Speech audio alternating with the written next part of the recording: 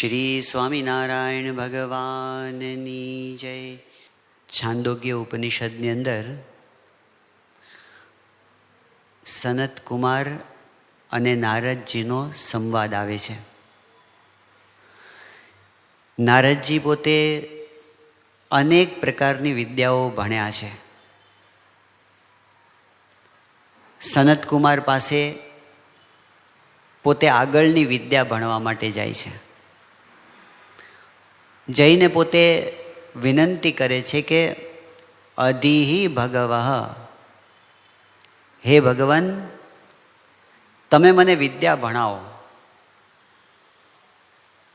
સનત કુમાર પૂછે છે કે તમે કઈ કઈ વિદ્યા ભણીને આવ્યા છો, એ મને કહો તો એનાથી આગળની વિદ્યા હું તમને ભણાવું. એટલે નારદજી પોતાની ડિગ્રીઓ ગણાવે છે. ઋગ્વેદમ ભગવો અધ્યેમી, યજુર્વેદમ, સામવેદમ, અથર્વણમ ચતુર્થમ, ઇતિહાસ પુરાણમ પંચમમ. એમ કરીને ગણાવતા છેલ્લે સર્પ, જન, દેવ વિદ્યા, બધી વિદ્યા ગણાવે છે ત્યારે સંખ્યા થાય છે 22 ડિગ્રીઓમાં માસ્ટર્સ કર્યું છે. અને પછી એ ગણાવે છે છેલ્લે કે આ બધું હું ભણ્યો છું, પરંતુ મને પ્રોબ્લેમ શું છે? સોહમ ભગવઃ શોચામી. મારા અંતરમાં શોક છે, અશાંતિ છે, ઉદ્વેગ છે, ખાલીપો છે. તો મને એવી કોઈક વિદ્યા તમે ભણાવો કે તમ મામ શોકસ્ય પારમ તારયતુ. આ મારા અંતરમાંથી અજંપો નીકળી જાય અને શાંતિ રહે ને, એવી કોઈક વિદ્યા તમે મને ભણાવો. આ વાત વેદોની વાત છે, અતિ પ્રાચીન સમયની વાત છે. ખૂબ ભણ્યા પછી પણ કંઈક ભણવાનું બાકી રહે છે, એવી વિદ્યાની આ વાત છે. આપણને ખબર છે કે જ્યારે આપણે આંખ બંધ કરીએ, સહેજ નવરાશ પડે એટલે આપણને શું દેખાય છે કે કેટલું કામ પેન્ડિંગ છે. એમાંય પણ ખાસ કરીને જ્યારે ભજન કરવા બેસીએ, કંઈ કામ સૂચતા ન હોય તો હાથમાં માળા લેવી, એટલે જેટલા બાકી હશે ને બધા યાદ આવશે. આટલું બાકી છે, ઘણા કામ પેન્ડિંગ છે. આપણા મનમાં પ્રોજેક્ટ્સ છે કે આ પ્રોજેક્ટ પૂરો થાય પછી આ કરવો છે, આ પૂરો થાય પછી આ કરવો છે, પેન્ડિંગ છે. એ બધા પેન્ડિંગ કામ પૂરા થશે ને, વિચાર એ કરવાનો છે, એ બધા પેન્ડિંગ કામ કદાચ પૂરા થઈ ગયા. ધારો કે એક વખત કલ્પના કરો કે બધા પૂરા થઈ ગયા, તો એનાથી પૂરું થઈ જશે? બાકી રહેવાનું છે. અને બધું કર્યા પછી જે બાકી રહે છે ને, એ આ શાંતિનો પ્રોજેક્ટ છે. બાકી રહ્યો છે. આપણે દુનિયાનો ઇતિહાસ તો જાણીએ છીએ. વધારેમાં વધારે પ્રોજેક્ટ્સ આપણા ભૌતિક સંપત્તિના હોય છે. આટલું પાર પાડીએ, આટલું મેળવી લઈએ. એક દુકાન છે તો બીજી દુકાન કરીએ, એક ફેક્ટરી છે તો બીજી ફેક્ટરી કરીએ. ડેવલપમેન્ટ થવું જોઈએ, વિકાસ થવો જોઈએ, દુનિયાનો ક્રમ છે.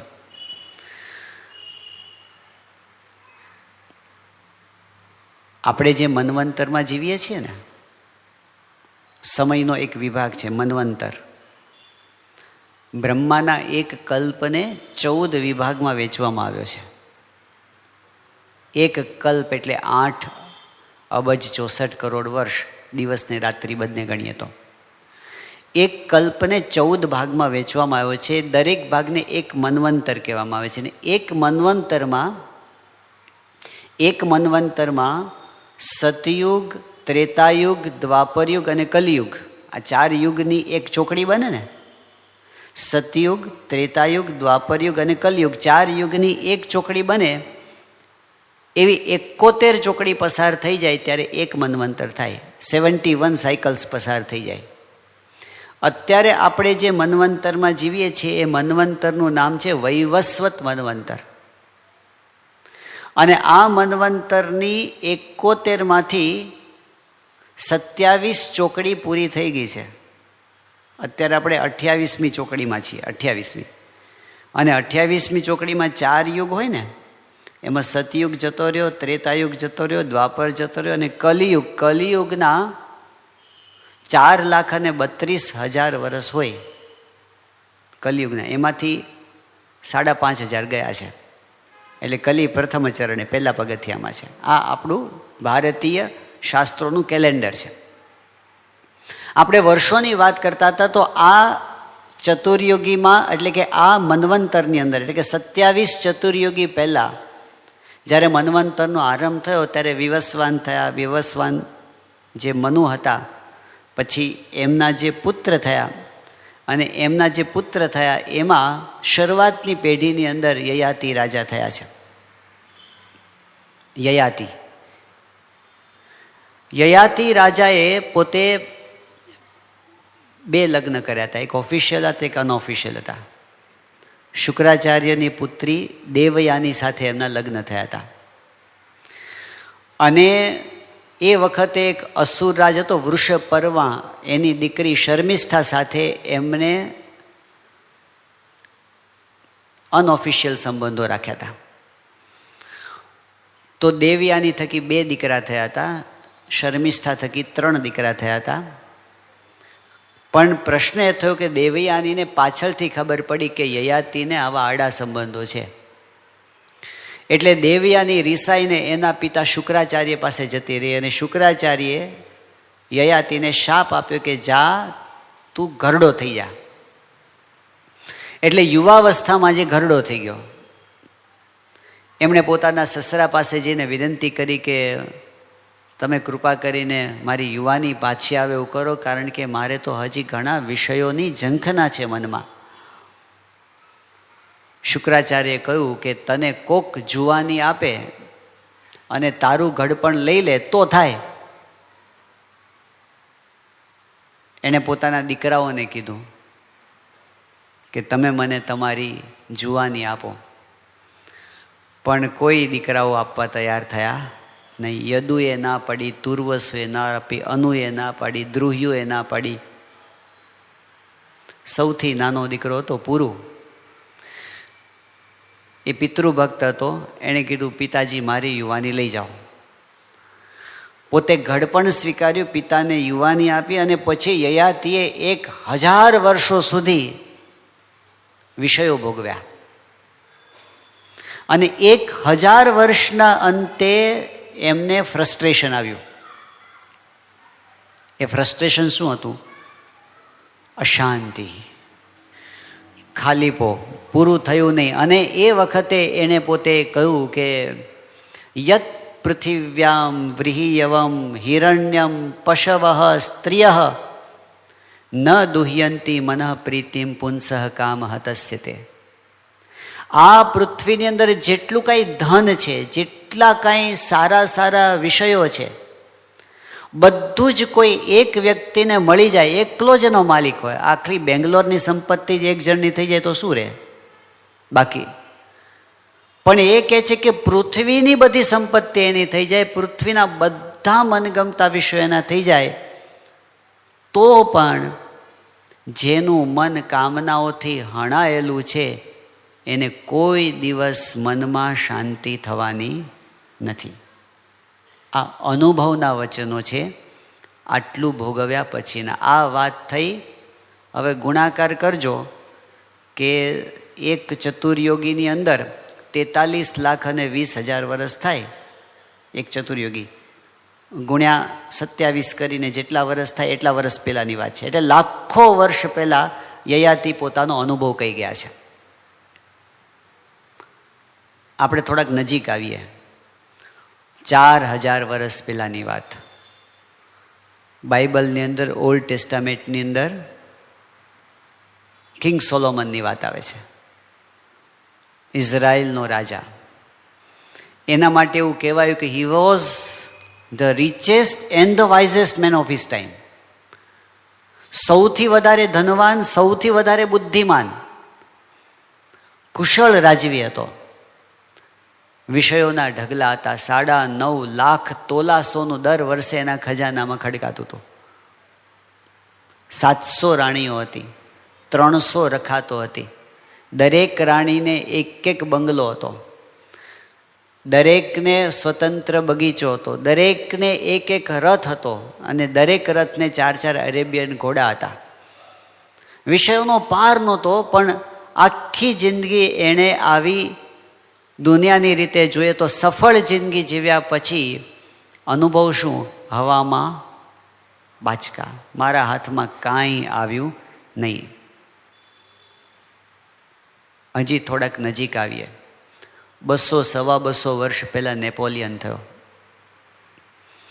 અને નેપોલિયને પોતે કીધું કે હું આખું યુરોપ જીતી લીધું, 90% યુરોપ પર કબજો મેળવી લીધો. બહુ જીવ્યો નથી, આમ તો 52 વર્ષે તો ગુજરી ગયો છે. પણ એણે કીધું છે નેપોલિયને કે દુનિયાની કોઈ પણ કમ્ફર્ટ હોય એ હું ખરીદી શકું એમ છું, દુનિયાની કોઈ પણ મિલકત મારા પગના તળિયે લાવી શકું છું, પણ સુખના 7 દિવસ મેં જોયા નથી. અનુભવો મેચ થાય છે. લાખો વર્ષ પહેલાં હોય કે પછી 4000 વર્ષ પહેલાં હોય કે પછી 200 વર્ષ પહેલાં હોય કે આપણે હમણાંની વાત કરીએ. બિલ ગેટ્સને બધા બહુ ઓળખે છે. દુનિયામાં સૌથી વધારે ધનવાન માણસ ઘણો સમય સુધી રહ્યા છે, હજુ પણ ધનવાન જ છે. આપણે કોઈને પૂછીએ તમારો પગાર કેટલો, તો વરસનો પૂછાય છે કે વરસમાં કેટલું કમાવો છો. બિલ ગેટ્સને પૂછવું હોય, સેકન્ડમાં 4 લાખ રૂપિયા કમાય છે. સેકન્ડમાં, 1 સેકન્ડમાં 4 લાખ, એટલે આપણે 1 મિનિટ પૂરી થાય ને તો કેટલા થાય? કરોડમાં જતા રહે, 2 કરોડ ઉપર જતા રહે 1 મિનિટમાં. અને આપણે 10 મિનિટ વાત કરી ત્યાં તો 25 કરોડ કમાઈ લીધા હશે. ઢગલો જ થતો જાય છે, ક્યાં નાખવા? સંપત્તિની અંદર કોઈ કમી નથી. રૂપિયામાં ગણીએ તો લગભગ 1200 કરોડ રૂપિયાનો બંગલો છે. સુવિધામાં શું ખામી હોય? પણ શું પ્રશ્ન થયો કે પતિ પત્નીને છૂટાછેડા લેવા પડ્યા. પણ કેવી પરિસ્થિતિમાં? એની દીકરીએ કીધું છે કે અમારા ઘરની અંદર છેલ્લા કેટલાય વર્ષોથી અમે સતત તણાવ ભર્યા સંજોગોનો અનુભવ કરીએ છીએ. ઘર તો એ જ છે, બધી સુવિધાઓથી સજ્જ, પણ તણાવ તો લાખો વર્ષ પહેલાં હોય, 4000 વર્ષ પહેલાં હોય, 200 વર્ષ પહેલાં હોય કે 3 વર્ષ પહેલાં હોય, અનુભવો એના એ જ છે. આ બધું કદાચ બધા પ્રોજેક્ટ પૂરા કરી લીધા ને તો એક પ્રોજેક્ટ બાકી રહેવાનો, એ કયો? શાંતિનો. અને એટલે આપણે જોઈએ છીએ પ્રમુખ સ્વામી મહારાજને જ્યારે ડૉક્ટર સુબ્રમણ્યમે પૂછ્યું દિલ્હીની અંદર, અક્ષરધામ જોઈને બહુ પ્રભાવિત થયા અને કીધું કે સ્વામી તમારો નેક્સ્ટ પ્રોજેક્ટ કયો છે? એટલે બધાના કાન સરવા થઈ ગયા, કારણ કે દિલ્હી અક્ષરધામ બનાવ્યો એટલે બધાને થયું કે દુનિયાનું શ્રેષ્ઠ સર્જન થઈ ગયું, હવે શું બાકી હોય? અને હવે સ્વામી શું કહેશે? બાપાના મનમાં શું છે? જ્યારે બધાના કાન સરવા થઈ ગયા ત્યારે સ્વામીએ શું કીધું? અમારો પ્રોજેક્ટ શું છે? ભજન કરવું, કરાવવું. અને પછી સ્વામી બોલ્યા, અમારો પ્રોજેક્ટ શાંતિ કરવાનો પ્રોજેક્ટ છે. આ અમારો કાયમી પ્રોજેક્ટ છે. સૌથી વધારે અગત્યનો પ્રોજેક્ટ છે શાંતિ થાય, આપણા હૃદયમાં શાંતિ થાય અને એ શાંતિનું પ્રવર્તન થાય. તો એ જ એમનું મુખ્ય કાર્ય છે. એટલે આપણે જોઈએ છે કે સત્સંગ દીક્ષા ગ્રંથનો આરંભ કરે છે મહાન સ્વામી મહારાજના પહેલા શ્લોકની અંદર મંગલાચરણમાં કહે છે, સ્વામિનારાયણ સાક્ષાત અક્ષર પુરુષોત્તમ સર્વેભ્ય પરમામ શાંતિમ આનંદમ સુખમ અર્પયેત. એમને આ આપવું છે કે બધાને શાંતિ થાય, સુખ થાય, આનંદ થાય, એ આપવું એ જ એમનો પ્રોજેક્ટ છે, જે બીજું બધું કર્યા પછી બાકી રહી જાય છે. તો ફેર ક્યાં પડે છે? ફેર એ પડે છે કે શાંતિ માટેની જે વિદ્યા, અધ્યાત્મ વિદ્યા, બ્રહ્મ વિદ્યા, એના તરફ ગતિ ન થાય ત્યાં સુધી કદાચ બીજું ગમે તેટલું આપણે ભણી લઈએ, ગમે તેટલું જાણી લઈએ, ગમે તેવું પામી જઈએ કે ગમે તેવી પદવી મેળવી લઈએ અને તો પણ શાંતિ થવાની નથી. આ શાંતિ કેટલી અગત્યની છે. શ્રીમદ ભગવદ્ ગીતામાં કહ્યું કે નાસ્તિ બુદ્ધિરયુક્તસ્ય નચાયુક્તસ્ય ભાવના નચ ભાવયત શાંતિ અશાંતસ્ય કુતઃ સુખમ. આ એક જે ચરણ છે ને, અશાંતસ્ય કુતઃ સુખમ, જેનું મન અશાંત છે એને ક્યાંથી સુખ મળે? આ સનાતન સિદ્ધાંત છે. મજા નહીં આવે. અને કેવું થાય કે જો ચિત્તમાં શાંતિ ન હોય ને તો આખી દુનિયા છે ને કડવી જ લાગે. ચિત્તે પ્રસન્ને ભુવનમ પ્રસન્નમ. જો મનમાં શાંતિ હોય જે સમયે આપણને, અને એ સમયે આપણને છે ને બધું સારું સારું લાગે. કેટલો સરસ આ પવન ઠંડો ઠંડો વાય છે, આ કેવો ઝીણો ઝીણો વરસાદ વરસે છે, આ પંખીઓ કેવા કિલકિલાટ કરે છે, અને આ જુઓ ને બગીચામાં કેવી વનરાજી ખીલી છે, બધું સારું સારું લાગે.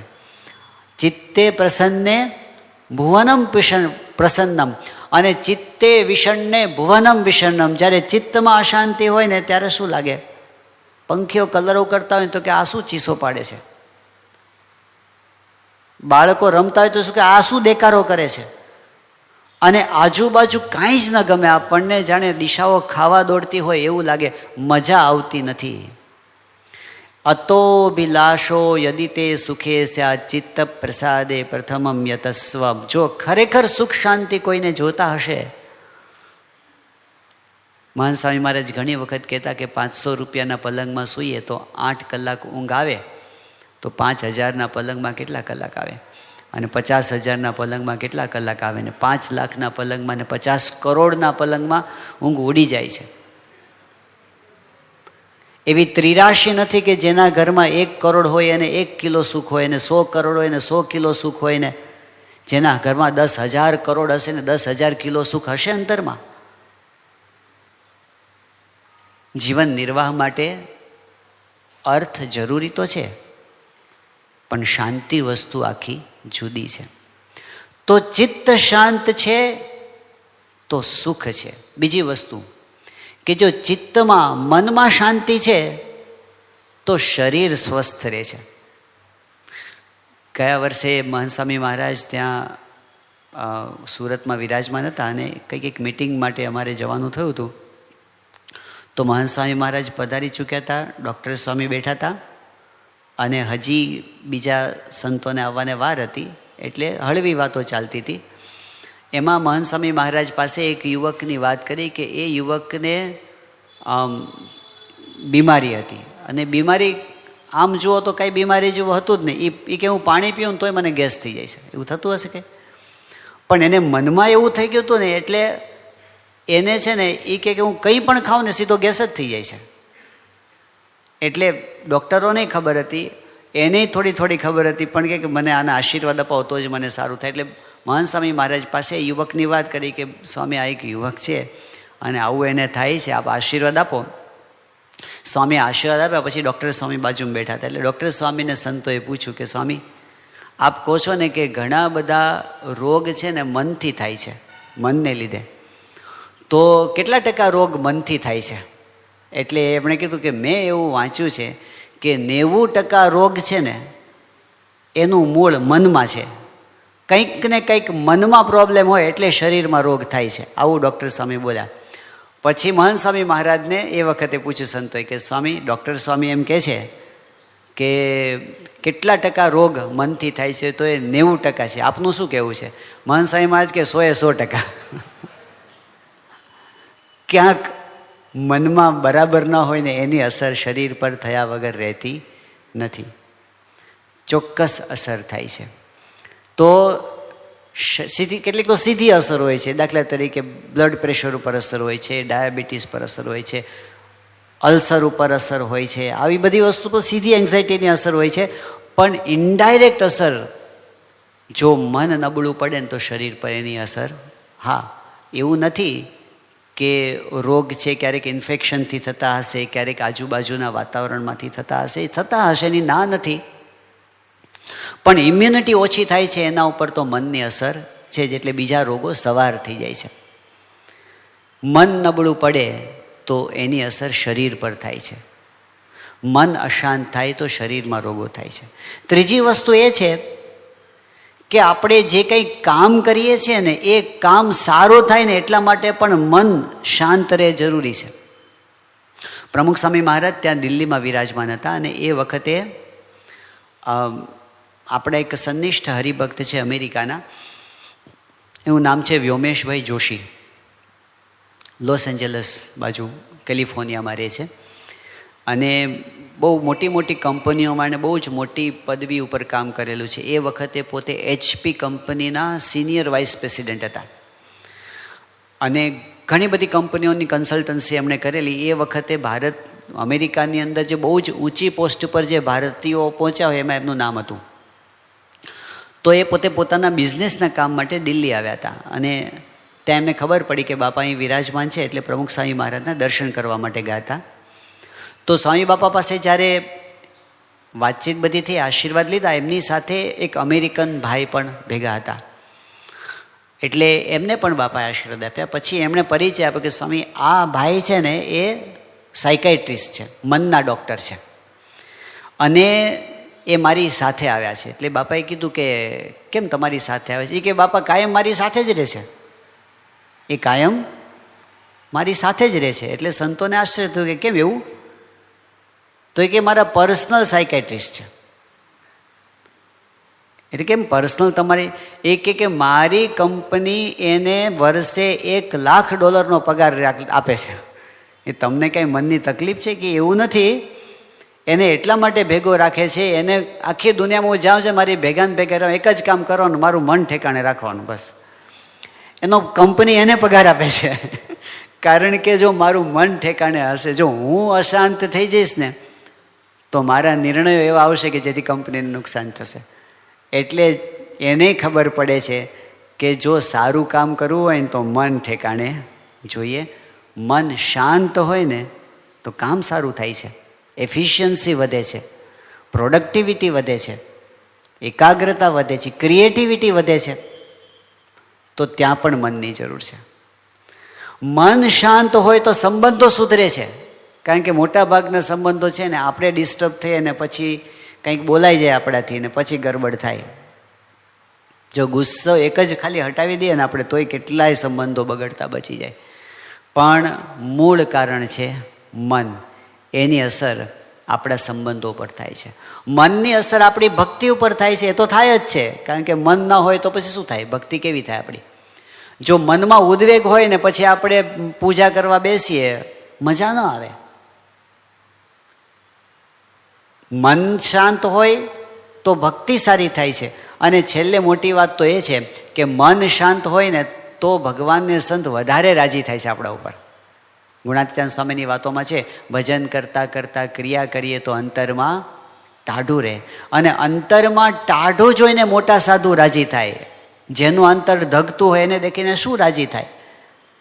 તો એમની દ્રષ્ટિ વિશેષ પડે છે આપણા ઉપર. અને જ્યારે મોટા પુરુષની દ્રષ્ટિ થાય ત્યારે જીવ સુખીઓ થઈ જાય. એ વિશેષ સુખ છે, એ આગળનું સુખ છે. પણ એમની દ્રષ્ટિના અધિકારી થવા માટે પણ આપણું મન શાંત હોય ને તો એમની દ્રષ્ટિ થાય છે. એટલે એટલી તો ખબર પડે છે કે આપણા જીવનનો એક ઘણા બધા પ્રોજેક્ટ્સ છે, પણ એક મુખ્યમાં મુખ્ય પ્રોજેક્ટ હોય તો એ છે શાંતિ. અને એ શાંતિનો માર્ગ છે અનુભવીઓએ આપણને બતાવ્યો, આધ્યાત્મિકતામાં બતાવ્યો. આપણે હવે પછીના દિવસોની અંદર એ વાત જોવાના છીએ કે શાંતિના માર્ગે જતાં આપણે એવી કેટલીક જગ્યાઓ છે જ્યાં આપણે અટકી જઈએ છીએ, આપણો રસ્તો બ્લોક થઈ જાય છે, આપણને આગળ સૂઝતું નથી. એવી જગ્યાઓએ આપણે મનમાં અશાંતિનો અનુભવ કરીએ છીએ ત્યારે ત્યાંથી એક સાઈડનો રસ્તો કાઢી આપે છે. અનુભવી પુરુષો. એ વચનામૃતમાં છે, એ સ્વામીની વાતોમાં છે, એ સત્પુરુષના વચનોમાં છે, આપણા શાસ્ત્રોની અંદર છે. એવી કઈ કઈ જગ્યા છે જ્યાં આપણે અટકી જઈએ છીએ અને ત્યાંથી આગળ કઈ રીતે જવાય છે, એ જે માર્ગદર્શન આપણને આપ્યું એ આપણે જોવાના છે. એમાં સૌથી પહેલો મુદ્દો એ છે, આ પહેલો મુદ્દો એવો છે કે લગભગ કોઈના લિસ્ટમાં જ ના આવે. શાંતિ મેળવવા માટે જે જતા હોય ને એના લિસ્ટમાં જ ના આવે એવો આ મુદ્દો છે. અને એ મુદ્દો જેટલો સ્પષ્ટ સ્વામિનારાયણ ભગવાને કર્યો છે ને એટલો દુનિયામાં ક્યાંય જોવા મળે એમ નથી. એ પહેલો મુદ્દો કયો છે? પહેલો મુદ્દો એ છે કે જ્યારે કોકનો અવગુણ આવે છે ને ત્યારે આપણને અશાંતિ થાય છે. કોકનો અવગુણ આપણને દેખાય, એ અવગુણનું ચિંતન થાય, એમના પ્રત્યે એલર્જી થાય, એમના પ્રત્યે દ્વેષ બંધાય, એનું ખરાબ થાય એવા મનમાં સંકલ્પો થાય, એમના પ્રત્યે દુશ્મનાવટ થઈને એનું ખરાબ કરવા માટેના પ્રયત્ન થાય. આ બધા ચડતા પગથિયા છે અશાંતિના.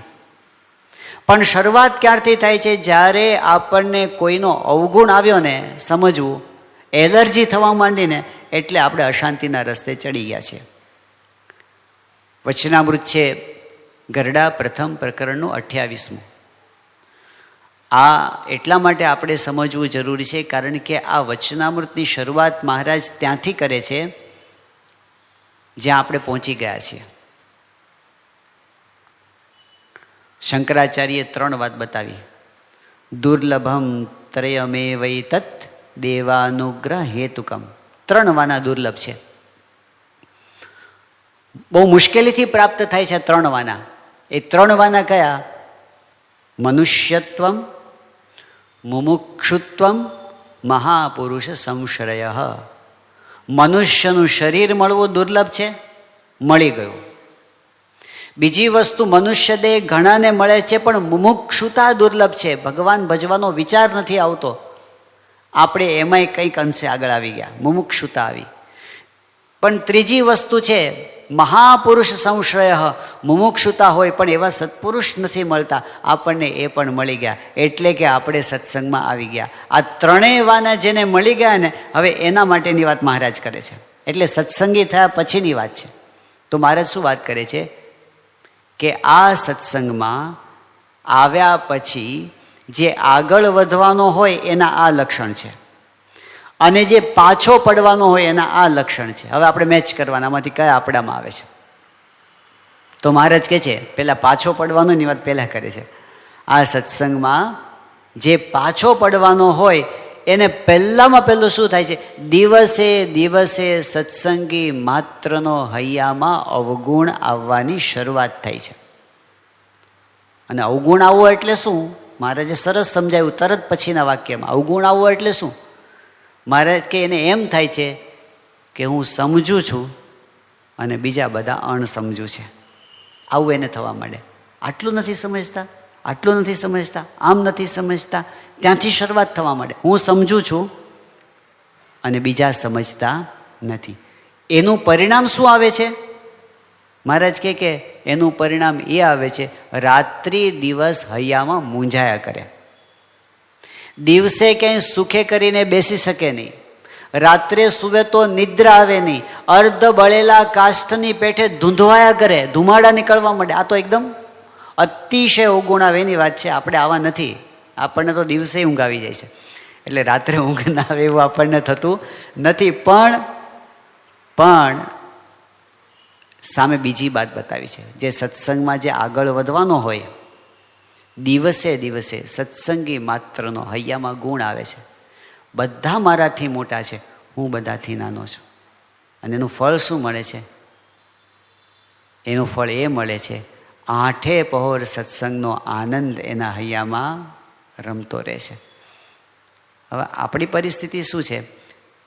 આટલા બધા તો ખરાબ નથી આપણે કે રાત્રિ દિવસ ધૂંધવાયા કરતા હોય, એવું તો નથી. પણ આ બાજુએ નથી, એટલે 8 પહોર સત્સંગનો આનંદ તો તે વચમાં ક્યાંક છીએ. એટલે સત્સંગી માત્રનો અવગુણ નથી આવતો, પણ કેટલાકનો આવી જાય છે. કેટલાકનો જે આવે છે ને અવગુણ, એ આપણી શાંતિને બગાડી નાખે છે. ખરેખર અગત્યની વસ્તુ છે. યોગીજી મહારાજે યોગી ગીતાની અંદર એક એવો અદ્ભુત સિદ્ધાંત મૂક્યો. યોગી બાપા કે મોટપ શું? ચલો મોટપ શું? વ્યાખ્યા મૂકો. મોટપ શું? આપણને એમ કે 50, 100, 500, 1000, લાખ માણસ આપણને રિસ્પેક્ટ આપે, આપણને પ્રેમ કરે તો આપણે મોટપને પામ્યા દુનિયામાં. યોગી બાપાએ પહેલી જ ચોકડી મૂકી, માણસ માને એ મોટપ નહીં. તો કઈ મોટપ? યોગી બાપા કે હૈયામાં શાંતિ રહે મોટપ. અને પછી તરત વાત કરી કે હૈયામાં શાંતિ કેમ રહે? યોગી બાપા કે હું કોઈનો અવગુણ લેતો નથી એમ એના અંતરમાં ટાઢું રહે. આ કેટલી અદ્ભુત ક્લેરિટી આની અંદર છે શાંતિ માટેની. આખી દુનિયા જો આપણને માનતી હશે ને તો પણ આપણને શાંતિ થવાની નથી, જ્યાં સુધી આપણે કોઈકનો અવગુણ લેતા હશું ત્યાં સુધી. આ દુનિયામાં મોટા મોટા સેલિબ્રિટીઝ છે ને એની દશા આવી છે. એમને હજારો માણસો માને, લાખો માણસો માને, એની પાછળ ને પાછળ ફરતા હોય, પણ જ્યાં સુધી એમના હૃદયમાં બીજાનું સ્થાન ન હોય, પ્રેમ ન હોય, આદર ન હોય, નિર્દોષ ભાવ ન હોય, એલર્જી હોય, એને અશાંતિ જ રહે. માઇકલ જેક્સન જેવા પોતે હવે કેટલી લોકચાહના પ્રાપ્ત કરી, પણ એના અંતરમાં શું લાગતું? હું સાવ એકલો આવ્યો છું. I am the loneliest person in the world. આખી દુનિયાનો સૌથી એકલો. અરે ભાઈ, તમે બહાર નીકળો છો ને તમારા દર્શન માટે લોકો પાછળ પાછળ દોડાદોડી કરે છે, પણ અંતરમાં કેમ નથી શાંતિ? કોઈકનો પણ અવગુણ હોય ને આપણને મજા આવે નહીં. સત્પુરુષની વિશેષતા એ છે, લાખો લોકો એમને ચાહે છે એ એમની મોટપ નથી, એ સૌને સાચા દિલથી ચાહે છે ને એ જ એમની મોટપ છે. આજે આપણે જોઈએ છે હૈયામાં શાંતિ રહે મોટપ. અને હૈયામાં શાંતિ શું? યોગી બાપા કે હું કોઈનો અવગુણ લેતો નથી એવું જ્યારે મનમાં રહે ત્યારે આપણને શાંતિ સાચા અર્થમાં રહે છે. બીજી વસ્તુ એ છે, થોડાક આગળ વધીને પોઝિટિવ સાઈડમાં હમણાં જઈએ. કોઈનો અવગુણ ન લે, બીજા પ્રત્યે સારી ભાવના રાખે અને બીજાનું ભલું થાય એવો વિચાર રાખે. પ્રમુખ સ્વામી મહારાજનું સૂત્ર, બીજાના સુખમાં આપણું સુખ છે. સામાન્ય વસ્તુ નથી. બીજાના દુઃખમાં દુઃખી થવું સહેલું છે.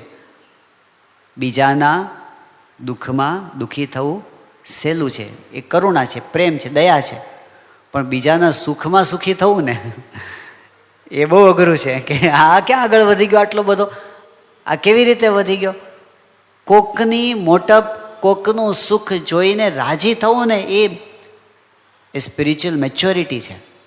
કોકના સુખમાં રાજી થવું, આ તો નિર્મત્સરતા કહેવાય, સત્પુરુષનો ગુણ કહેવાય. આપણે અહીંયા બેંગ્લોરનો જ પ્રસંગ છે કે સ્વામી શ્રી બ્રહ્માનંદ સ્વામી મહારાજ માટે શ્રી રવિશંકરજીની ખૂબ જ ઈચ્છા હતી, આગ્રહ હતો કે સ્વામી અમારે ત્યાં પધારે.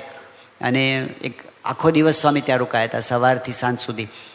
પણ ત્યાં સ્વામીશ્રી ગયા, કાર્યક્રમ થયો, બધું બતાવ્યું બાપાને, મહાન સ્વામી મહારાજને, સભા થઈ ગઈ, બધું પૂરું થયું.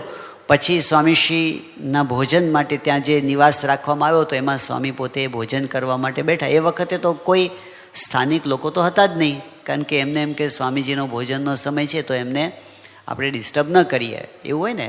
એમને ખબર ન હોય કે બાપા તો જમતા હોય તો એ 500 માણસ સામે બેઠા હોય, પણ એમને એમ કે આ તો એક એવો પ્રાઇવેટ ટાઈમ કહેવાય, એટલે એમની કોઈ ડિસ્ટર્બ ન કરે. એટલે સ્વામી હતા અને 2-4 સેવકો જ હતા. તો તે વખતે સ્વામીએ ભોજન શરૂ કરતા પહેલાં સંકલ્પો કર્યા, 3 સંકલ્પો કર્યા. પહેલો સંકલ્પ મહાસ્વામી મહારાજે કર્યો કે શ્રી રવિશંકરજી છે એમનું સ્વાસ્થ્ય ખૂબ સારું રહે અને 100 વર્ષ જીવે. બીજો સંકલ્પ સ્વામીએ કર્યો કે આર્ટ ઓફ લિવિંગ એનો વિકાસ આખી દુનિયામાં થાય. અને ત્રીજી વાત કે એમના જેટલા અનુયાયી છે બધા તને મને ધને સુખિયા થાય ને ખૂબ પ્રગતિ કરે. ખબર નથી શ્રી રવિશંકરજીને કે એમની ગેરહાજરીમાં સ્વામી એકાંતમાં બેઠા બેઠા એના માટે પ્રાર્થના કરે છે. હવે ચલો એમની વાત તો જવા દો, પણ મહાન સ્વામી મહારાજ તો એકલા બેઠા બેઠા દુનિયાના દેશોનું ભલું કરવાનો વિચાર કરે છે ને. એ દેશમાં કોને ખબર હશે કે મહંત સ્વામી મહારાજ એમના માટે અહીં બેઠા બેઠા એમનું શુભ વિચારે છે. પણ આધ્યાત્મિકતા શું છે? સ્વામી આપણને શીખવ્યું કે આપણે કોઈનું પણ સારું થાય ને એમાં સારું થતાં સાજી થતાં શીખવું, અને બની શકે તો સારું કરવા માટેનો પ્રયત્ન કરવો. આ એક યુનિવર્સલ પ્રિન્સિપલ જેવું છે. હમણાં એક પ્રસંગ જાણવાની અંદર આવ્યો કે અમેરિકાની અંદર એક બહુ જ પ્રસિદ્ધ ટેનિસ પ્લેયર છે, એનું નામ છે આન્ડ્રે એગાસી. બહુ પ્રસિદ્ધ છે અને એટલી બધી મેચ પોતે જીત્યા છે. 7 વર્ષની ઉંમરથી એને ટેનિસ રમવાની શરૂઆત કરી. 10 વર્ષની ઉંમરથી એણે મેચો જીતવાની શરૂઆત કરી. તો એમ કરતાં કરતાં કરતાં જેટલી કાંઈ મોટી મોટી વર્લ્ડ કક્ષાની છે ને, ઓસ્ટ્રેલિયન ઓપન હોય કે પછી ફ્રેન્ચ ઓપન હોય કે US ઓપન હોય કે વિમ્બલ્ડન હોય કે વર્લ્ડ રેકોર્ડની જે સૌથી મોટામાં મોટી જે વર્લ્ડ ચેમ્પિયનની સ્પર્ધા હોય, બધી જ પોતે જીતતા જીતતા આવ્યા છે. આવો એક જ ખેલાડી છે કે બધી એક હારે જીત્યા હોય, એ રેકોર્ડ છે એનો. 1995ની સાલમાં એણે પીટ સામ્પ્રસને હરાવ્યા, જે પોતે સતત 7 વર્ષથી વિશ્વમાં ચેમ્પિયન હતા. એને હરાવી દીધા, પોતે વર્લ્ડ ચેમ્પિયનને હરાવ્યા. અને એ વખતે આખી દુનિયા એમની વાહ વાહ કરે, પ્રસિદ્ધિ અને પૈસા અને ઢગલા ને ઢગલા. જે વસ્તુની એમને નાનપણથી કલ્પના કરેલી, સંકલ્પો કરેલા, બધું જ એની પાસે આવી ગયું હતું. એ વખતે એમનો ઇન્ટરવ્યૂ લેવામાં આવ્યો હતો અને પછી એમને કીધું કે તમને અત્યારે તમે બહુ જ ખુશ લાગો છો, ખુશ હશો ને અત્યારે તમે? એમણે કીધું હા, હું અત્યારે બહુ જ ખુશ છું, એવું એમણે કહ્યું પત્રકારને. પણ એમણે પોતાની બાયોગ્રાફીની અંદર એવું લખ્યું છે કે હકીકતમાં હું ખોટું બોલ્યો હતો. મેં જવાબ તો એવો આપ્યો કે હા, હું બહુ ખુશ છું, પણ હકીકતમાં હું કાંઈ ખુશ હતો નહીં. હું એવું માનતો હતો કે હવે મારે ખુશ રહેવું જોઈએ, કારણ કે મને આ બધું મળી ગયું. હું પ્રયત્ન કરતો હતો કે મારે આનંદમાં રહેવું છે, પણ મને આનંદ આવતો નહોતો, મને આનંદ અનુભવાતો નહોતો. મને થયું કે આટલું બધું કર્યા પછી પણ, વિશ્વમાં પહેલા નંબરના ખેલાડી બન્યા પછી પણ જો શાંતિ મળવાની ન હોય તો પછી એ શા કામનું? મને એવા વિચારો આવતા હતા. અને હવે હું આનાથી વધારે શાંતિ મેળવવા માટે શું કરું? મને કોઈ ઉપાય જ દેખાતો નહોતો. કરવાનું તો આટલું તો કરી નાખ્યું, હવે શું કરું? એ વખત હું એમને એમ રખડતો રહેતો, હું બ્લેક કોફી પીતો રહેતો, રેસ્ટોરન્ટમાં જાતો, દિવસો પસાર કરતો, કાંઈ દેખાતું તો. એક વખત હું રેસ્ટોરન્ટમાં બેઠો હતો અને એ વખતે એનો મેનેજર ફ્રેન્કી નામનો હતો, જેને મારી સાથે મિત્રતા હતી, એટલે બધી પોતાની અંગત વાતો પણ શેર કરતા મારી સાથે. તો એમણે વાતમાં કહ્યું કે મારા બાળકો નાના છે, અત્યારે સ્કૂલમાં છે, મને એના ભવિષ્યની ચિંતા થાય છે, કારણ કે ભવિષ્યની અંદર એને જો સારી કોલેજમાં ભણાવવાના હશે તો એની ફીનું હું શું કરીશ? એટલે હું અત્યારે એનો પ્રયત્ન કરું છું કે ક્યાંકથી અત્યારથી એવું કંઈક કરું કે જ્યારે કોલેજમાં આવે ત્યારે એના ફીઝની વ્યવસ્થા હું કરી શકું. આવી સહેજે વાતચીત ચાલતી હતી અને એ વખતે એને સ્ટ્રાઇક થયું. અને એણે કહ્યું પહેલાંને કે કામ કર, તું ચિંતા ન કરીશ, તારા સંતાનોનો તને ચિંતા છે ને, તો લે, મારી પાસે આ નાઇકી કંપનીના શેર સ્ટોક્સ છે બધા, એ બધા હું તને આપી દઉં છું, તું હમણાં વેચતો નહીં, 10 વર્ષ રાખી મૂકે ને, તારા છોકરા ત્યાં સુધી કોલેજમાં આવી જશે અને એ વખતે આની બહુ મોટી કિંમત તને આવશે ને તારે ભણાવવાની ચિંતા નહીં રહે. આ વાત એણે કરી. અને એ વખતે જે સામે પેલો માણસ હતો, એના ચહેરા ઉપર એણે જે સંતોષ, ખુશીના ભાવ એણે જોયા ને, અને એ જોઈને એમને જે શાંતિ થઈ ને, એ કે અત્યાર સુધી ગમે તેટલી મેચો હું જીતો અને જે શાંતિ મન નથી થઈ ને, આને ખુશ જોઈને મને એટલી શાંતિ થઈ. અને ત્યારથી મને એક રસ્તો મળ્યો કે બીજા માટે કંઈક સારું કરીએ, એમાં જેવી શાંતિ થાય છે ને, એવી બીજી વર્લ્ડ ચેમ્પિયન થવામાં પણ થતી નથી. એ એક વૈશ્વિક સિદ્ધાંત જેવું છે કે કોઈ પણ માણસ બીજાનું ભલું કરે એટલે એને સારું અનુભવ અંતરમાં થાય અને થાય જ. એટલે સ્વામીજી કહે છે ને, બીજાના સુખમાં આપણું સુખ છે.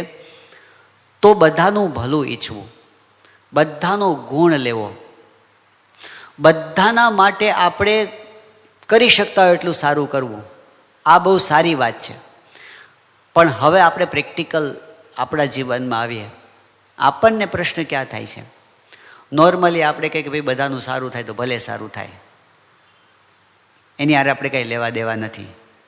પણ પ્રશ્ન એ થાય કે જ્યારે આપણા પગ નીચે કંઈક રેલો આવતો હોય, એટલે કોક માણસ જે આપણને નડતો હોય એનો અવગુણ ન લેવો ને એ બહુ અઘરું છે. કારણ કે એના સ્વભાવથી આપણને પ્રશ્ન થતો હોય, એનું શું કરવું? આ પ્રશ્ન આપણા માટે મોટો છે. અને ખરેખર જો તો ત્યાં જ કસોટી છે આધ્યાત્મિકતાની. કોક માણસ જ્યારે આપણને નડે ત્યારે એનો અવગુણ આપણને આવે છે, એમના પ્રત્યે દ્વેષ ભાવ બંધાય છે. પણ સાચી રીત એ છે કે એમને પણ માફ કરવામાં શાંતિ છે. જેમણે આપણું ખરાબ કર્યું હોય ને એમને પણ બદલો લેવામાં શાંતિ નથી. બદલો લેશું તો આપણને કદાચ થોડુંક સેટિસ્ફેક્શન થશે કે આપણે બતાવી દીધું એને, પણ એ બહુ ટેમ્પરરી હશે.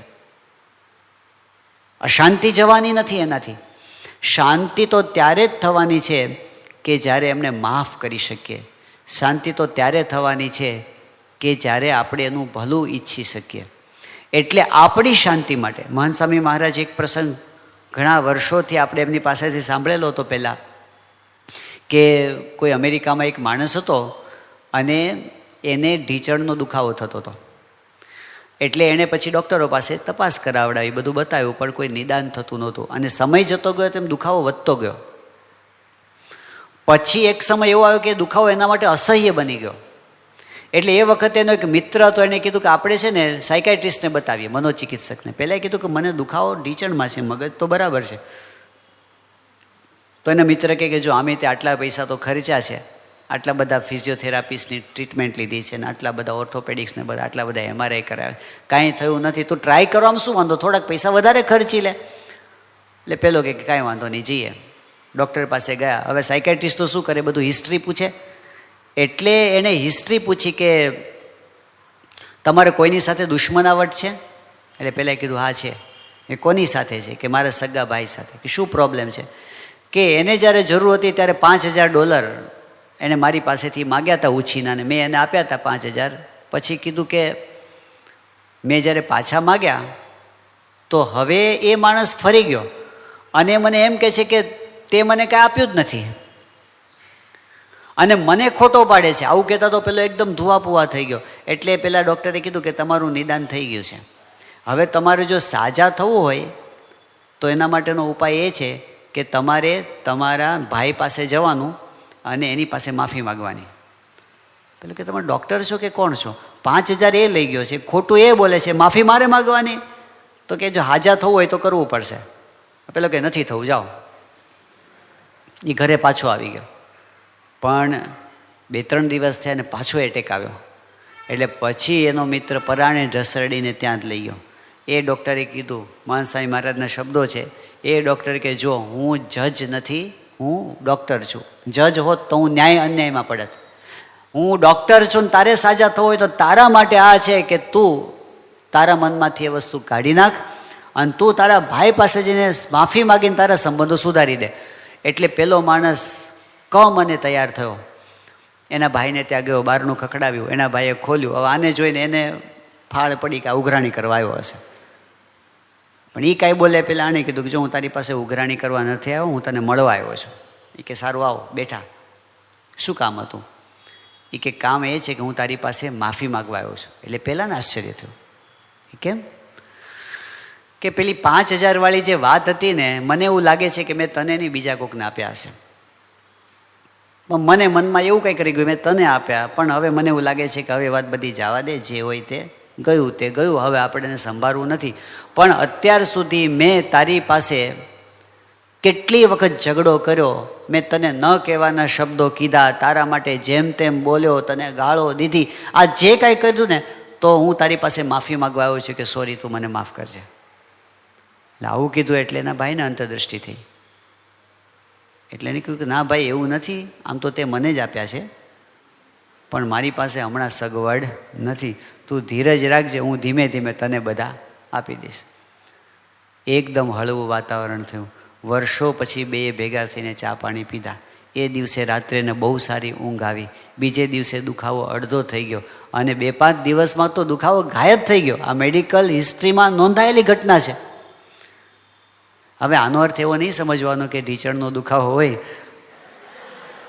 એ બધાને કાંઈ માનસિક નથી હોતું, કારણ કે ઘણા કારણો હોય છે. આર્થરાઇટિસ હોય છે, ઉંમરના ઘસારા હોય છે, ઘણાય કારણો હોય છે.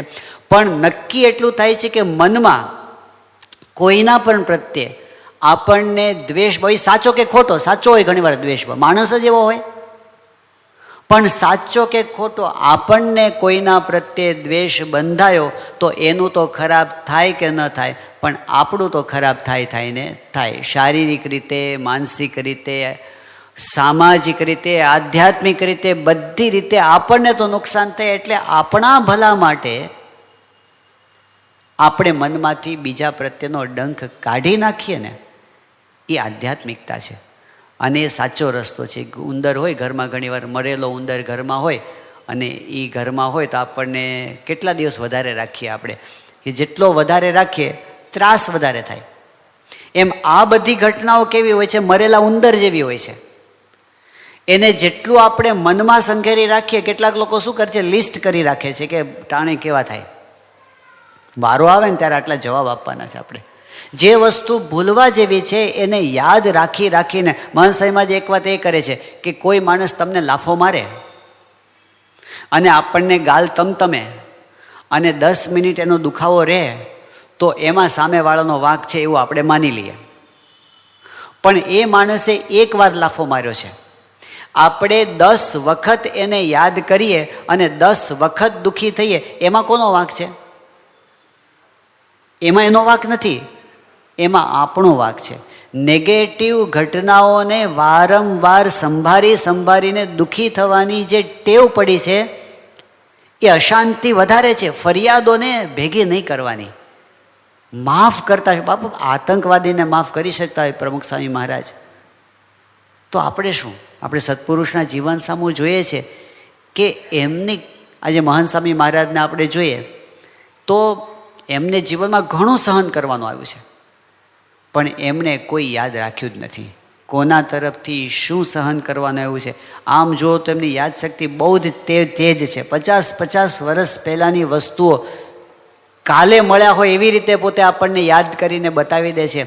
પણ જે એમને સહન કરવાનું થયું છે ને, જિંદગીમાં એક પણ વખત એમણે યાદ કર્યું નથી, કોઈનાય તરફથી નહીં. એ અંદરના હોય, બહારના હોય, જે હોય તે દ્વેષ જ નહીં કોઈ પ્રકારનો. 2019ની સાલમાં મહંત સાહેબ મહારાજ નાઇરોબી હતા અને એમાં એક દિવસ કેવું હતું કે સ્વામીને પૂજા બહાર નહોતી કરવાની, એમના પેલો બેઠક ખંડ હોય એમાં જ પૂજા હતી એમના ઉતારામાં. એટલે સ્વામીશ્રી પોતે પૂજા કરવા બેઠા હતા અને સંતો જ હતા ખાલી સામે અને કીર્તન ગવાતું હતું. અને એમાં પેલું કીર્તન શાસ્ત્રીજી મહારાજનો સંગ ભાઈ મને ભાગે મળ્યો છે કીર્તન ગવાતું હતું. હવે એ કીર્તનમાં એક પંક્તિ આવે છે કે નિંદાના કરનાર નરકે જાશે ભોગવશે થઈને ભોરિંગ. જે નિંદા કરશે આ સત્પુરુષની એ નરકમાં જશે અને એ પોતે સાપનો અવતાર લેશે. આવા શબ્દો પેલી પંક્તિમાં કહેવામાં આવ્યા છે. અસ્મિતાથી કોઈ ભક્ત કવિએ લખ્યું છે. હવે એ જ્યારે ગવાતું હતું ત્યારે મહંત સ્વામી મહારાજ ગાનાર સંતની સામું જોયું એટલે 1-2 સંતોને લાગ્યું ખરું કે સ્વામીના મનમાં કંઈક છે, પણ સ્વામી કંઈ બોલ્યા નહીં. પૂજા પૂરી થઈ ગઈ અને પછી મહંત સાહેબ સ્વગત સીધા જ બોલવા માંડે. સ્વામી કે આમાં વાત આવી, હમણાં કીર્તન ગાયું કે નિંદા ના કરનાર નરકે જાશે, તો સ્વામી કે કરવત તો આમે કાપે ને આમે કાપે. એમ સત્પુરુષ તો બે બાજુ કલ્યાણ કરે, બે બાજુ સારું કરે. એટલે બધાના મનમાં થયું કે સ્વામીના મનમાં એવું કંઈક છે કે આ પંક્તિમાં કંઈક છે. એટલે કોઈ સંતે સામે જવાબ આપ્યો કે સ્વામી સત્પુરુષ તો દયાળુ છે, સત્પુરુષ તો કોઈ દિવસ કંઈ ખરાબ કરવાનો વિચાર ન કરે, પણ ભગવાન એને દંડ આપે. ઓલો હોય ને જે દ્રોહ કરનાર એને ભગવાન દંડ આપે. અને આવી વાત તો છે જ આપણા શાસ્ત્રોની અંદર. મુક્તાનંદ સ્વામીએ કીધું કે જો મેરે સંત કો રતિ એક દુવે તેહી જડ ડારું મેં ખોઈ. તો મનસાઈમાં છે કે ના એમાં એ જે વાત છે ને એ જુદી વાત છે અને અહીં જુદી વાત છે. એટલે બધાને લાગ્યું કે સ્વામીના મનમાં છે ને એ વસ્તુ નથી અત્યારે. એટલે પછી સંતોએ આ બાજુ વાત કરી. તો આત્મા સ્વરૂપ સ્વામી કહે કે સ્વામી નૈરોબીની અંદર યોગી બાપાની નગરયાત્રા નીકળી હતી અને એ વખતે નગરયાત્રા ફરીને આવ્યા પછી યોગી બાપા બોલ્યા કે કોઈ આપણી નગરયાત્રા જોઈ અને કટાક્ષ કરે કે માળા સ્વામિનારાયણિયા એવું કોઈ કટાક્ષ કરે ને એનુંય કલ્યાણ થાય. માનસાહેબ આજ કે બસ આ બરાબર. એટલે એમના મનમાં આ હતું. તો સ્વામી કહે કે આ કીર્તનની પંક્તિ છે ને આપણે સુધારવાની જરૂર છે. એવું કહીને સ્વામી પછી રૂમની અંદર ગયા, પણ હજી એમના મનમાં પેલા વિચારો ચાલુ હતા. એટલે સ્વામી કે વખાણ કરે કે નિંદા કરે, જે કરે તે હડફેટે ચડવો જોઈએ, એનું કામ થઈ જાય. હડફેટે ચડવો જોઈએ આમ કહીને સ્વામી પોતે આરામમાં ગયા. પછી હવે બાર આમ બધા ભેગા થયા. આત્મસ્વરૂપ સ્વામી હતા, પછી જ્ઞાનપ્રિય સ્વામી હતા, શ્રુતિ પ્રકાશ સ્વામી હતા, પ્રિયવ્રત સ્વામી હતા, બધા ભેગા થયા કે સ્વામી કીધું છે આ પંક્તિનું હવે શું કરું. એટલે મહંત સાહેબ જે બોલ્યા હતા બધા શબ્દો અમે લખ્યા એમના શબ્દોમાં. અને પછી મધુરવદન સ્વામી આપણા એ તો સારા કવિ છે, એટલે અમે એ બધું એમને મોકલ્યું કે સ્વામીની ઈચ્છા છે કે આના ઉપર પંક્તિ બદલાય. એટલે એ તો શીઘ્ર કવિ જેવા છે, એટલે તને કલાકમાં 5 વિકલ્પો મોકલી દીધા કે આમ પણ થાય, આમ પણ થાય, આમ પણ થાય, આમ પણ થાય, બધી પંક્તિ મોકલી એણે. પછી અમે બેઠા, પછી 5માંથી 2 પંક્તિ ઉપર અમે આવ્યા કે આ આપણે સ્વામીને બતાવીએ. એ 5માંથી 2 પંક્તિમાંથી અમારું બધાનું તો એક ઉપર ટાર્ગેટ હતું કે આ વધારે સારી છે, પણ આપણે સ્વામીને પૂછી લઈએ. તો પંક્તિ એવી બની હતી કે ભાવે કુભાવે જે વંદે કે નંદે, વંદે એટલે વંદન કરે, નંદે એટલે નિંદા કરે.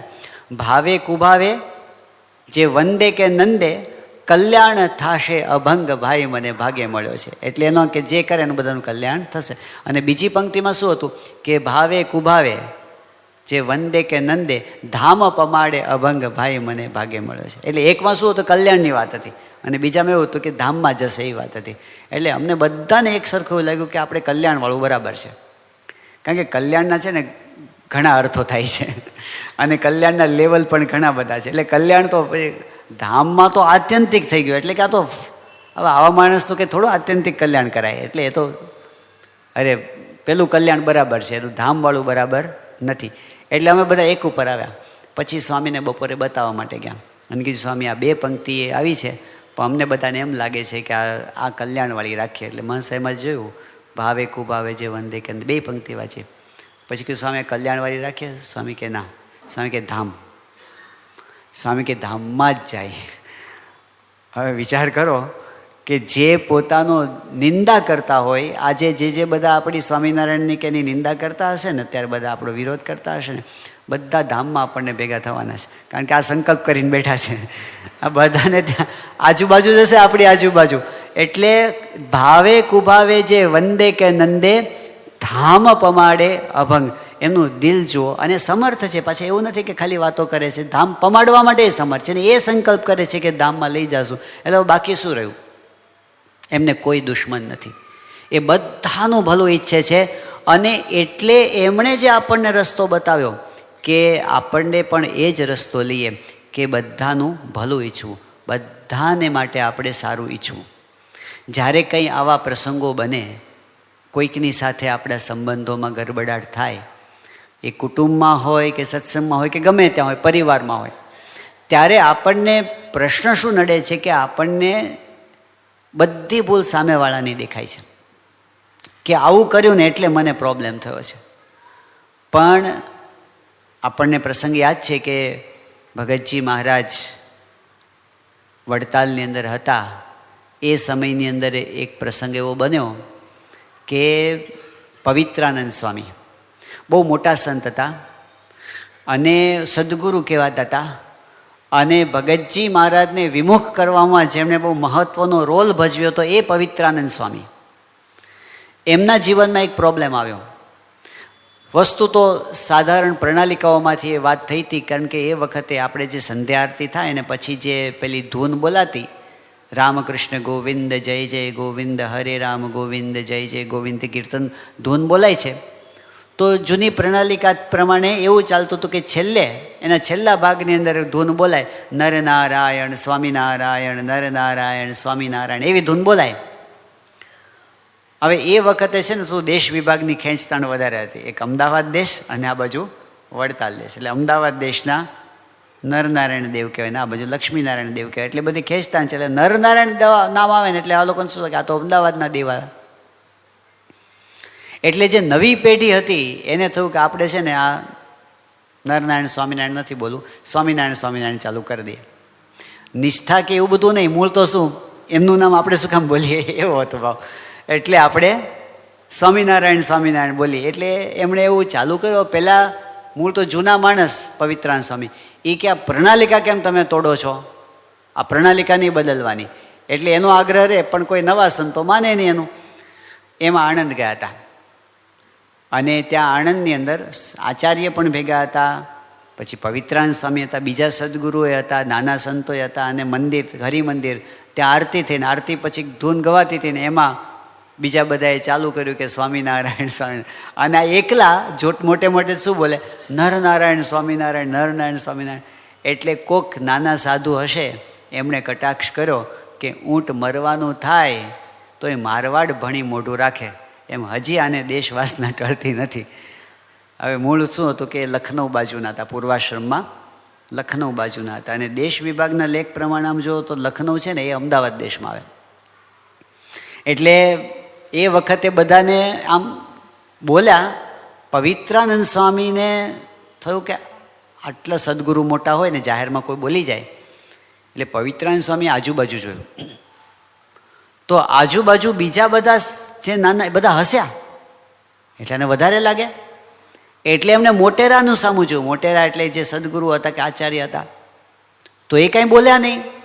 એમણે ઠપકો આપ્યો નહીં પેલા ને કે આવું ના બોલાય, આ મોટા સદગુરુ છે, આવું ના કરાય, એવું કોઈ કાંઈ બોલ્યા નહીં. એટલે એમને હાડો હાડ લાગ્યો, મારો કોઈ પક્ષ નહીં અને બધામાં ભળી ગયા છે. અને એટલું બધું એમને દુઃખ લાગી ગયું કે એમને તાવ આવી ગયો, શરીરમાં બેચેની થઈ ગઈ. અને પછી એના સેવક સંતને કીધું કે આપણે હમણાં વડતાલ જતા રહેવું છે. વડતાલ જતા રહ્યા. પણ બળતરા બળતરા બળતરા અંતરમાં એટલી બધી થાય. અને આવું બધું ક્યારેક થયું હોય ને, આપણું અપમાન થયું હોય, કોઈક બોલી ગયું હોય, ત્યારે આપણને શું થાય, એ કેસેટ છે ને ફરી એની જ રિવાઇન્ડ થયા કરે. તમે બંધ કરો તો પાછી એ ચાલુ થાય, બંધ કરો તો પાછી ચાલે, ઊંઘ ના આવે, કંઈ ચેન ન પડે. એટલે એકનો એક પ્રસંગ 100 વખત મનમાં ફરી જાય. જે બધું થયું હોય ને આખી ફિલ્મ આવ્યા કરે. એટલે પવિત્રાનંદ સ્વામી એમાંથી એટલી બધી અકળામણ એમને થઈ. પણ મહારાજના સંત હતા ને, એમને એટલી ખબર હતી કે કથા વાર્તાથી શાંતિ થાય. એટલે એમણે પોતાના સેવક સંતને કીધું કે જો સભા મંડપમાં કોઈ કથા સંભળાવે એવું છે તો સેવક સંત હતા, ગયા ત્યાં સભામાં. અને ત્યાં ભગતજી મહારાજ હતા. જે પ્રાગજી ભગતને વિમુખ કરવામાં એમણે મોટો રોલ ભજ્યો હતો એ ભગતજી મહારાજ.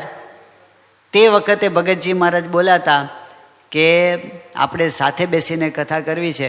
પ્રાગજી પવિત્રાનંદ સ્વામી કે તને વિમુખ ન કરું તો હું પવિત્રાનંદ નહીં. તો ભગતજી મહારાજ કે સ્વામી જો ખરેખર મેં ગુણાતીતને સેવ્યા હશે તો આપણે સાથે બેસીને કથા વાર્તા કરવી છે. એવું એ વખતે વાત કરી હતી. વિયોજન વિમુખ તો કર્યા. પાછા ભગતજી મહારાજ સત્સંગમાં પાછા પણ લેવા ગયા. પણ પછી આ પ્રસંગ આવીને ઊભો રહ્યો ત્યારે પવિત્રાનંદ સ્વામી કે પ્રાગજી ભગતને બોલાવો. એ આવ્યા અને પછી પવિત્રાનંદ સ્વામી કે પ્રાગજી અંતરમાં શાંતિ થાય એવી કંઈક વાત કર. અને ભગતજી મહારાજ તો અંતર્યામી બધું જાણતા હતા. એમણે પંચાળાનું 3જું વચનામૃત વંચાવ્યું. અને એ વચનામૃતની અંદર પહેલા જ પેરેગ્રાફની અંદર જે વાત આવે છે, મહારાજે કહ્યું કે જે કેવળ બીજાના જ અવગુણને જુએ છે ને પોતાના અવગુણને નથી જોતો ને એ મૂર્ખ છે.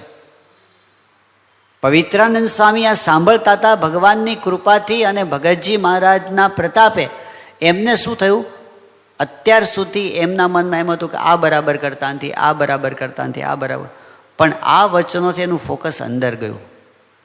એમણે પોતાની જાતનો વિચાર કર્યો અને એમને એવો વિચાર આવ્યો કે જેણે અપમાન કર્યું, જેણે વાણી વિવેક છોડી દીધા, એનો વાંક છે તો ભલે એનો વાંક હોય. પણ મને આ સત્સંગની અંદર 30-40 વર્ષ થયા અને હજી એક શબ્દ હું સહન ન કરી શકતો હોઉં તો એ મારો વાંક નહીં. 40 વર્ષ મેં સત્સંગમાં કર્યું શું? અને એક્ઝામ્પલ સામે જ હતું પ્રાગજી ભગત, કે આ પ્રાગજી ભગતનું કેટલું અપમાન થયું છે છતાં પણ એના મુખની રેખા બદલાઈ નથી. અને હું આટલું અપમાન સહન ન કરી શક્યો તો એ મારો વાંક છે. મારે એટલા તો ખમતીદર થવું જોઈએ ને સત્સંગમાં. એને પોતાના ઉપર લીધું. જ્યાં સુધી એમને એમ રહેતું હતું કે પહેલાં લોકોને જ્યારે ઠપકો અપાય એને દંડ થાય, એના ઉપર પગલાં લેવાય તો જ મને શાંતિ થાય એમ થતું હતું ને, હવે બદલાઈ ગયું. હવે બાજી મારા હાથમાં છે. જેને જે બોલવું એ બોલે. જો મને સમજણ થઈ જશે તો શાંતિ મને આવી જશે. અને એટલે એમણે બધાને ભૂલ બાજુમાં મૂકી અને પોતાની ભૂલ સામું જોયું ને, શાંતિ થવા માંડી, તરત ટાઢું થવા માંડ્યું. એટલે સાચો ઉપાય તો એ છે કે આપણે જે કોકના અવગુણ જોશું ને ત્યાં સુધી આપણને મજા આવવાની નથી. આપણી ભૂલનો સ્વીકાર, અને એમાં પણ જો ખરેખર શૂરવીરતા હોય તો આપણી ભૂલની માફી માગવા સુધીની તૈયારી. હવે આ બહુ જ અઘરી વસ્તુ છે, અતિ શૂરવીરતાનું કામ છે. એક હરિભક્ત હતા, તો હવે આપણા એક સંત સાથે પોતે વિચરણમાં સાથે જોડાયા હશે વિદેશમાં. પછી વાતચીતમાં એમને વાતમાં નીકળી એના પરિવારની, અને પછી એણે કીધું કે મારે મારી દીકરી સાથે બોલવાનો પણ વ્યવહાર રહ્યો નથી. એટલે પેલા સંતે કીધું કે એમાં શું થયું એટલું? તો એ કીધું દીકરીનો સ્વભાવ આવો છે ને આમ છે ને તેમ છે ને બધું એ કીધું. પછી એને પેલા સંતે કીધું પણ દીકરીનો તો વાંક હશે, પણ તમે તો વડીલ છો, તમારે ધ્યાન, તમે બોલી ગયા છે કે હું પછી બોલી જ જાઉં ને, મેં ગુસ્સો કર્યો છે ને હું આમ બોલું છું ને તેમ બોલું છું.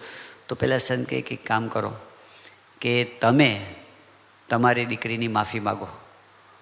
પેલા કે એ બને જ નહીં, કેવી રીતે બને? પણ સંતે થોડોક આગ્રહ રાખ્યો કે તમે ટ્રાય કરો. એટલે હિંમત જ ના હાલે એની, કારણ કે કેટલાય સમયથી બોલવાનો વ્યવહાર બંધ રહી ગયો હતો. અને પછી બહુ કીધું એટલે એણે ફોન જોડ્યો, અને ફોનની અંદર પહેલાં તો એની દીકરીને જ આશ્ચર્ય થયું કે પેલા બાપનો પિતાનો ફોન આવ્યો એટલે, પણ ફોન ઉપાડ્યો અને પહેલું જ વાક્ય બોલ્યા કે બેટા આઈ એમ સોરી, હું માફી માગું છું. અને આટલું જ જ્યાં બોલ્યા ને એની દીકરી ધ્રુસકે રડવા માંડી. એટલે એના હૈયામાં જેટલો બંધ પડ્યા હતા ને, બધી ગાંઠો પડી હતી એ બધી ઓગળી ગઈ અને બે પક્ષે શાંતિ થઈ ગઈ. હવે આટલું જ કરવાનું હતું. પણ શરૂઆત આજે એક ડગલું ભરવું ને, હિન્દીની અંદર એક વાર્તા આવે છે અભ્યાસક્રમની અંદર, આપકા બંટી નામની વાર્તા છે. બંટી નામનો એક બાળક છે, એના માતા પિતા બંને બહુ જ ભણેલા છે. માતા છે એ કોલેજમાં કંઈ પ્રિન્સિપાલ છે, અને પિતા છે એ કંઈક ડૉક્ટર થયેલા છે, અને બંને પ્રતિષ્ઠિત વ્યક્તિ છે. બંનેને પોતાની બુદ્ધિનું અભિમાન છે. હવે ઘર હોય એટલે નાના મોટા પ્રશ્નો તો થાય. એ પ્રશ્નોની અંદર એકબીજાનો અહંકાર એ એવો વટે ચડી ગયો ને, એટલે સંબંધો બગડવા માંડ્યા. અને પછી આંટી એવી પડી કે બંને જુદા રહેવા માંડ્યા. પેલો બંટી બિચારો ઘડીક અહીંયા રહે, ઘડીક અહીંયા રહે, એ ફંગોળાયા કરે. એને ખબર ન પડે કે આ બે કેમ સમજતા નથી. એની સાથે બે પ્રેમ કરે, પણ ઓલા અંદર એકબીજાને. અને છેલ્લે વાત તો આટલી જ આવીને ઊભી હતી કઈ કે બંને પતિ પત્નીને પણ એમ થાય કે આપણા સંબંધો સારા હોય તો સારું. એ તો એને ખબર પડે, પણ એ શું થાય કે જો સામેવાળી વ્યક્તિ મારી પાસે આવી અને જો માફી માગે ને તો હું તરત માફી આપી દઉં. તો આને એમ થાય કે એ જો આવે ને મારી પાસે માફી માગે ને તો હું તરત માફી આપું, હું નમું. એમાં ને એમાં વળ ચડતો ગયો, એવો ચડતો ગયો. પછી આ તો ક્યાં સુધી વાત પહોંચે છે કે પહેલાં એકબીજાને બતાવી દેવા માટે એના જે પિતા હતા એણે પોતે બીજી સ્ત્રી સાથે સંબંધો રાખવા માંડ્યા. અને આ જે એની માતા હતી એણે ખાલી ઓલાને બતાવી દેવા માટે બીજા સાથે વ્યવહારો ચાલુ કર્યા. હવે બતાવી દેવાનું પહેલાંની ઘાણી થાય છે, પેલા છોકરાની, બંટીની તો બિચારાની. અને છેલ્લે એમાં ને એમાં જ કોઈ નમી દેતા નથી ને વાત પૂરી થઈ જાય છે. નમવાની અંદર કોણ નમે એ હારું એવું આપણે માનીએ છીએ, પણ જે નમે છે ને એ જીતે છે. અને એમાં ખરેખર બહુ મોટું ફળ છે. આપણે આપણા સત્સંગના જ પ્રસંગનો વિચાર કરવો હોય તો આપણો સત્સંગ ભારતની બહાર જે શરૂઆત થઈ, સત્સંગની શરૂઆત તો એ આફ્રિકાથી થઈ. અને એ આફ્રિકાના સત્સંગના પાયામાં પણ સૌથી પહેલાં પાયાના બે હરિભક્તો હોય તો હરમાનભાઈ અને મગનભાઈ. બે જ શરૂઆતમાં બધા એ બે જણ ભેગા થઈને સભા કરે. હવે એકવાર વોલીબોલ રમતા રમતા ઝઘડો થયો, અને ઝઘડો એવો થઈ ગયો તે બોલવાના વ્યવહાર બંધ થઈ ગયા કે મારે પડી નથી, બોલવાના વ્યવહાર બંધ થઈ ગયા. હવે ચલો ખોટું લાગી ગયું, બોલવાનું બંધ થઈ ગયું, એ તો બરાબર. પ્રશ્ન શું થાય કે જ્યારે સભાનો ટાઈમ આવ્યો, દિવસ આવ્યો ને, એટલે 2 જ જણા ભેગા થઈને સભા કરતા હોય ને 2 જણ બોલતા હોય, સભા કેમ થાય? એટલે આ બાજુ હરમાનભાઈના મનમાં એ થાય કે સભાનું શું કરશું? પેલું બધું મગનભાઈના મન ભાઈ કે સભાનું શું કરશું? પણ હવે બોલવાનું બધું બંધ થઈ ગયું છે, શું કરશું? બહુ મૂંઝાઈ બંને પોતાના ઘરે બેઠા બેઠા. છેલ્લે હરમાનભાઈથી રહેવાયું નહીં, એટલે નીકળ્યા ઘરેથી અને મગનભાઈના ઘર સુધી પહોંચ્યા. પછી તો જે એક એક પગલું છે ને, 1 કિલોમીટર જેવું લાગે. હા, છેલ્લે છેલ્લે છેલ્લે જે હિંમત કરવી અને એણે બારણું ખખડાવ્યું અને મગનભાઈએ બારણું ખોલ્યું અને હરમાનભાઈ એટલું જ બોલ્યા કે મગનભાઈ, સભા નથી કરવી? મગનભાઈ કે બહુ સારું થયું તમે આવી ગયા, હું રાહ જ જોતો હતો તમે આવો તો બહુ સારું. એ દિવસે જો 2માંથી 1 જણ નમી ન ગયા હોત તો આફ્રિકાનો સત્સંગ ના હોત. અને જો આફ્રિકાનો સત્સંગ ના હોત ને તો ઇંગ્લેન્ડનો ન હોત, કારણ કે ત્યાંથી જ ઇંગ્લેન્ડ ગયો છે. અને જે ઇંગ્લેન્ડનો સત્સંગ ના હોત તો અમેરિકાનો ન હોત, કારણ કે અમેરિકામાં જ ત્યાંથી સત્સંગ ગયો છે, બરાબર ને? 70ની સાલમાં શરૂઆત ત્યાંથી જ થઈ, ત્યાંથી જ અમેરિકા ગયો છે. તો અમેરિકાની અંદર જે અત્યારે 6 શિખરબદ્ધ મંદિરો, 1 અક્ષરધામ અને 125 મંદિરો આપણા અમેરિકાની ભૂમિ ઉપર, એ કાંઈ ન હોત જો 1 જણે મૂક્યું ના હોત. ક્યાંથી શરૂઆત થાય છે? ઘરમાં જે મોવડી હોય ને મોટા હોય એની જવાબદારી વધી જાય છે કે આપણે શા માટે પકડી રાખીએ, અને નમી દેવામાં શું વાંધો છે જો એનાથી શાંતિ થતી હોય ને મોટા પુરુષ રાજી થતા હોય તો. એટલે આવી બાબતમાં કોણ નમી જાય?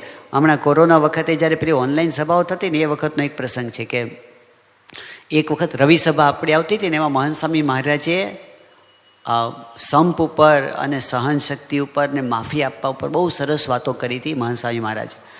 હવે અમેરિકાની અંદર ત્યાંનું એક સેન્ટર છે, ત્યાં એક આપણો બહુ જ નિષ્ઠાવાન સત્સંગી યુવક છે, એ તો કાર્યકર છે ત્યાંનો, પણ એના પિતાશ્રી એ પોતે ભારતથી રિટાયર્ડ થઈને ત્યાં ગયા હતા હમણાં 6-8 મહિના માટે રહેવા માટે દીકરા સાથે.